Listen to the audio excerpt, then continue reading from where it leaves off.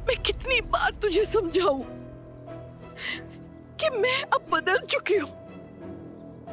ये अपना खून, अपना पराया विरासत, वंश, अब मैं इन सब के बारे में नहीं सोचती। अब जितना भी वक्त मेरे पास रह गया है, मैं बस अपनों के चेहरे पर खुशी देखना चाहती हूँ। मैंने नोटिस किया था जब तू उस बच्ची के बारे में बात कर रहा था ना, तो तेरा चेहरा कैसे खिल उठा था। तभी तो मैंने ये सारी डेकोरेशन की थी। तू बता, अगर मैं तेरे लिए खुश ना होती तो उस बच्चे के लिए वेलकम पार्टी ऑर्गेनाइज करती। ये सब ढोंग है माँ, ये सब सिर्फ आप इस परिवार में रहने के लिए कर रहे हो। मैं आपको और आपकी चालों को बहुत अच्छी तरह से जानता हूँ। शायद आप भूल गए हो, लेकिन जितनी भी लड़ाइयां आपने लड़ी है ना, उन सब में आपका सेनापति रहा हूं मैं। और मैं अच्छी तरह से जानता हूं कि आप कभी मेरी खुशी के बारे में सोच ही नहीं सकते। ये जो मैं इतना तड़प रहा हूं ना माँ, ये सब सिर्फ इसलिए क्योंकि मैंने हमेशा आपकी बात सुनी और मुझे अपने किए पर पछतावा हो रहा है। मुझे आपका बेटा होकर पैदा ही नहीं होना चाहिए था। काश मैंने आपकी कोई बात नहीं सुनी होती। ठीक है, अगर मुझे बुरा भला कहकर तेरे मन को शांति मिल रही है ना, तो निकाल ले अपनी भड़ास। तो एक भोपू निकाल बड़ा सा और यहां से चिल्ला चिल्ला के सबको बता। लेकिन एक बात समझ ले बेटा, तेरी कमजोर घड़ी में मैं हमेशा तेरे साथ हूं।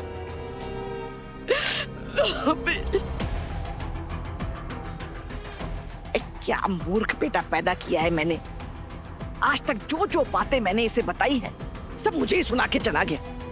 अच्छा है मूर्ख है, तभी कनेक्शन नहीं बिठा पाया कि उस बच्ची के एडॉप्शन को मैंने ही कैंसिल करवाया था।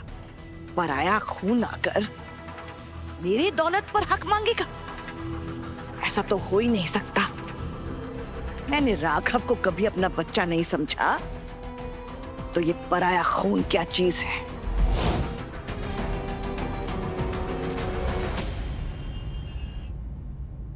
अरे वाह उन्नी, इतनी मेहनत तूने स्कूल में की होती तू हार्वर्ड यूनिवर्सिटी की टॉपर होती। वो क्या है ना भैया, अल्टीमेटली मैं बिजनेस टाइकून की बहन हूँ। अब जहाँ पैसे मिल रहे हो तभी तो मजा आएगा काम करने में। अच्छा ये हो गया हो तो घर चले, डिनर पे सब तेरा वेट कर रहे हैं और मुझे एक जरूरी बात भी करनी। भैया जस्ट गिव मी 5 मिनट्स, ये अकाउंटिंग क्लोज करके आती हूँ, नहीं तो कल बहुत काम बढ़ जाएगा। ठीक है कोई बात नहीं, तू 5 नहीं तो 15 मिनट ले। अच्छा।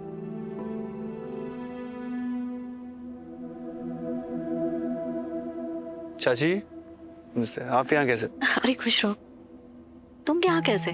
मैं उन्नी का वेट कर रहा हूँ। आप उन्नति का वेट कर रहे हो और मैं ध्रुव का। अच्छा राघव जी, जी अगर आप बुरा ना माने तो आपसे मैं कुछ कहना चाहती थी। नहीं कहिए ना। पता है आपकी और रीत की जोड़ी में मुझे सबसे अच्छी बात क्या लगती है? जैसे उन्नति आपकी बहन है और ध्रुव रीत का भाई है, लेकिन आप दोनों लोग एक दूसरे के भाई बहन का इतना ख्याल रखते हैं, उनकी इतनी फिक्र करते हैं, ये बात मुझे बहुत अच्छी लगती है। जी इसमें कोई शक नहीं है, ध्रुव मेरा भाई है। इसीलिए उसी रिश्ते के वास्ते आप ध्रुव को वापस से किसी गहरी खाई में नहीं गिरने देंगे ना?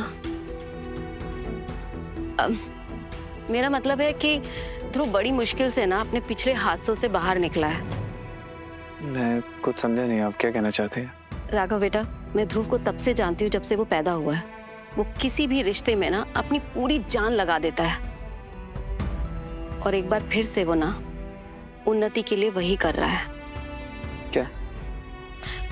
आपको अंदाजा भी नहीं है कि वो उन्नति और उसके होने वाले बच्चे का कितना ख्याल रख रहा है। और इसे मैं किसी प्रेग्नेंट बिजनेस पार्टनर के लिए हमदर्दी नहीं मान सकती। और आप इसे दया कहें या फिर पुरानी दोस्ती या फिर कोई और रिश्ता, मैं तो सिर्फ इतना कहूंगी कि ये उससे भी कुछ ज्यादा है, बहुत ज्यादा गहरा। आप समझ रहे हैं ना मैं क्या कह रही हूँ? मैं समझ रहा हूँ आप क्या कहना चाहते हैं, पर मुझे बताने के लिए थैंक यू।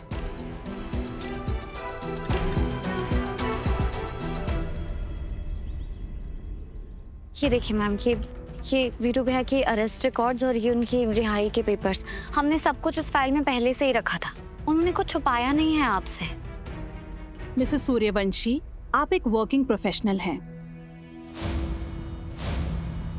मैं पीहू को किसी मुजरिम या अपराधी के साथ नहीं भेज सकती। देखिए आप समझ सकते हैं ना कि वीरू भैया पिता बन के अपनी एक नई जिंदगी शुरू करना चाहते हैं। अब ऐसे में वो अपनी पुरानी गलतियों के बारे में ढिंढोरा तो नहीं पीटेंगे ना, ये तो बहुत शर्मिंदगी वाली बात होगी ना। इसलिए शायद उन्होंने ऐसे मुंह से नहीं बोला होगा, लेकिन उनका दिल एकदम साफ है। और आपने तो देखा ही होगा ना कि पीहू दोनों से कितनी अटैच हो गई है, सिर्फ भाभी से ही नहीं बल्कि भैया से भी। मैं खुद माँ बनने वाली हूँ, हम एक ही घर में रहते हैं और मुझे कोई एतराज नहीं है अपने बच्चे को उसी घर में पालने में, क्योंकि मैं जानती हूँ कि ये अच्छे इंसान है। मैडम, एक घर वाला अपने दूसरे घर वालों का साइड लेता ही है, उनकी तरफदारी करता है, लेकिन इस बेस के ऊपर तो मैं इन्हें ये एडॉप्शन का पेपर साइन तो नहीं कर सकती ना। बच्चों की सेफ्टी के लिए जो रूल्स रेगुलेशंस बनाए गए हैं उसका तो मतलब ही नहीं बनाना। ऐसे तो जो सड़क पर बच्चे हैं उनमें से किसी को भी ले जा सकते हैं। सॉरी मैडम, मैं पीहू को इन्हें अडॉप्ट करने की इजाजत कभी नहीं दूंगी। एक बार प्लीज आप पूरी सिचुएशन को इनके नजरिए से तो देखिए।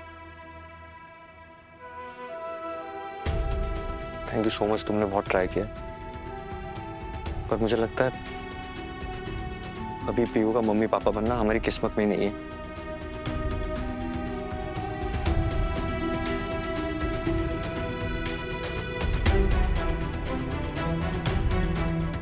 क्या आपको इनकी आंखों में कोई क्रिमिनल दिख रहा था? ये सच में अपनी जिंदगी की नई शुरुआत करना चाहते हैं एक पिता बनके, आपको दिखाई क्यों नहीं दे रहा है? एडॉप्शन रूल्स बहुत क्लियर है मैडम। आप मेरे नजरिए से देखोगे तो पीहू क्या, मैं तो यहाँ पे किसी को भी नहीं अडॉप्शन करने दूं आपको। हाँ, आप चाहते हैं तो बाहर बहुत संस्थाएं हैं, वहाँ जा सकते हैं, और मुझे उम्मीद है किसी न किसी बच्चे को इनकी जरूरत होगी।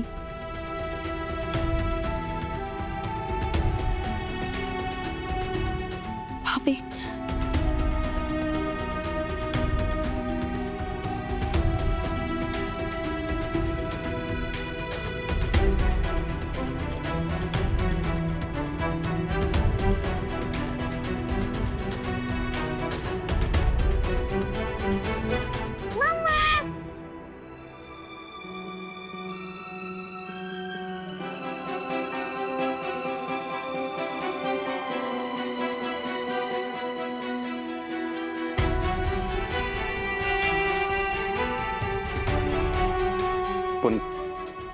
नहीं, तुम वहां नहीं जाओगी। सिबिन जी, कैसी बातें कर रहे हैं आप? हाथ छोड़िए मेरा। आपने सुना नहीं? पीहू पीहू बुला रही है मुझे। पूनम, तुमने सुना नहीं वार्डन ने क्या कहा? पीहू हमारे साथ नहीं जा सकती।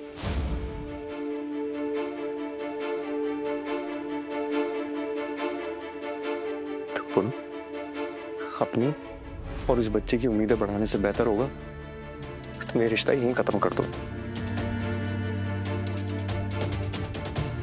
बेऔलाद होने का दुख अभी और सहना होगा हम।